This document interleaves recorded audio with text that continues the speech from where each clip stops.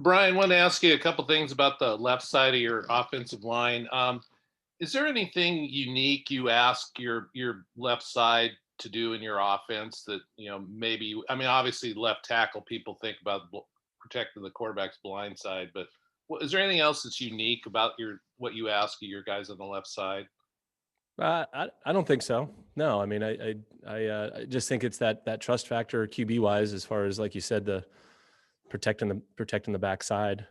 Um, but sometimes it's like the right side. You need him to protect the backside as well if the quarterback's eyes are looking to the left side of the field. So no, it's I mean I wouldn't say it's anything that's really unique.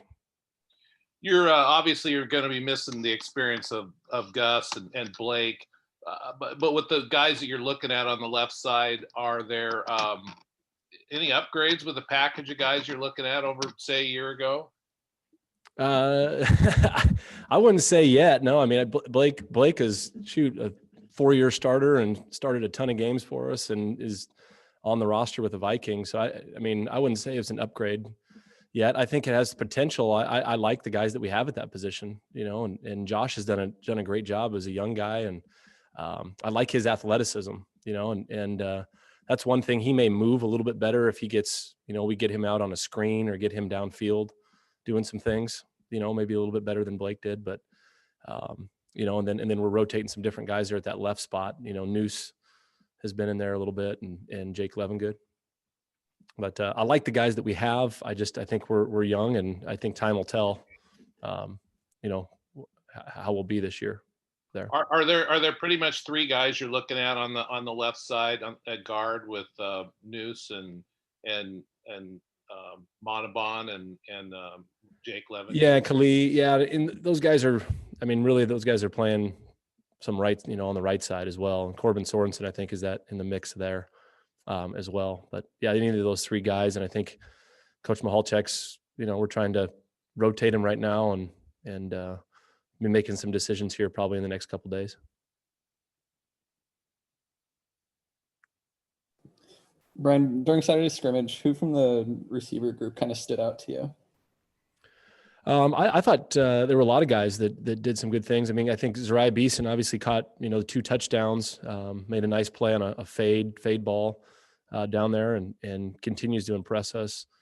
Champ Flemings, I think, was another guy that kind of stood out and made some nice plays versus man coverage where he did a nice job releasing and creating separation at the top of his route. And I think that the details in his game have really, really improved. And I think, our quarterbacks are gaining more confidence in him. Let's see. Those are the two off the top of my head. Right. In regards to the size of the receivers, I mean, it's no secret you guys have a lot of guys from 5'5" to 5'9" and 10 on the roster. How big of an issue is that going into with this group of receivers? We'd like to be a little bit bigger, but I think that the same time, we're faster, more explosive in that group than we've ever been. And so I mean, I think you bring in Zariah Beeson, Josiah Irish has got a little bit more size. Those guys we don't have like an Isaiah Hodgins with that, 6'3", 6'4" build, but I think whereas we're not necessarily super big out there. Like I said, we're faster, and I feel like we have the opportunities to create some more explosive plays downfield, and I think we're deeper as a group. I feel like there's 6, 7, 8 guys that can rotate in there and do some different things, and we're not always having to just stay with our top three guys. We can rotate guys in and stay fresh. Is that where a Luke Musgrave becomes important because he's got size and a little bit of speed and you can get downfield? Yeah, Luke's had a great camp, and he did some great things in the scrimmage and made some plays, and I'm excited about him. I think there's a lot of things that we can do. There's a lot of things that we can do with him, and he might have to fill a little bit of that void of Hodge at times if we're looking for a bigger body, potentially to spread out. How much have you guys worked on just the home run threat with these receivers during camp? Has it been more of an emphasis than years past, or about the same? I think we're hitting more of them. I wouldn't say we're emphasizing any more than we typically do. Every year we're trying to get the ball down the field. I just think we've got a little bit more juice outside, and we're hitting more of those, creating more separation.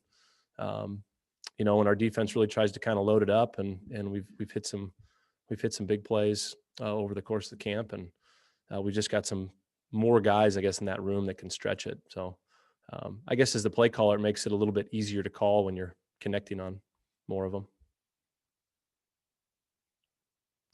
With Tegan and Luke, obviously they're both really big at kind of athletic targets, but what does one do better than the other?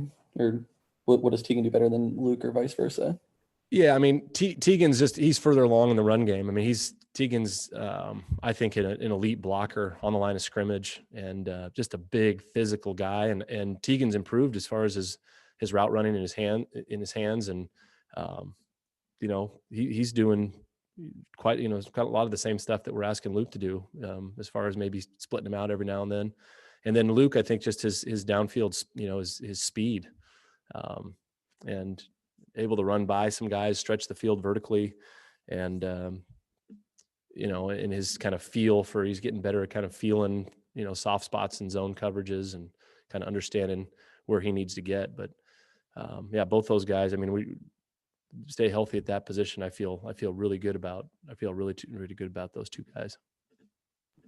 Where is Luke at in the blocking game? Is he kind of made a big leap? He's not. I don't think he's as far along as Tegan is, but I think he's made strides. I think Coach Wozniak could tell you the same thing. We were talking about it the other day, and whereas last year as a young guy, he was kind of a liability a little bit in the run game at times, and we didn't necessarily always want to put him at the point of attack.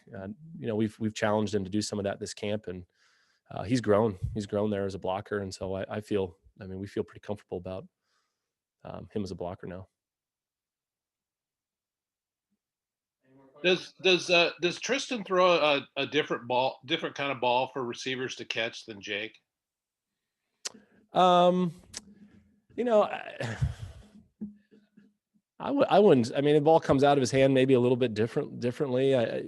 Sometimes Tristan's a little bit more aggressive on some of the shorter throws than maybe Jake. Jake took a little bit more off it, but I don't really think so. I mean, it's a right-handed guy, and both those guys spin it pretty good. So I don't think there's a big difference.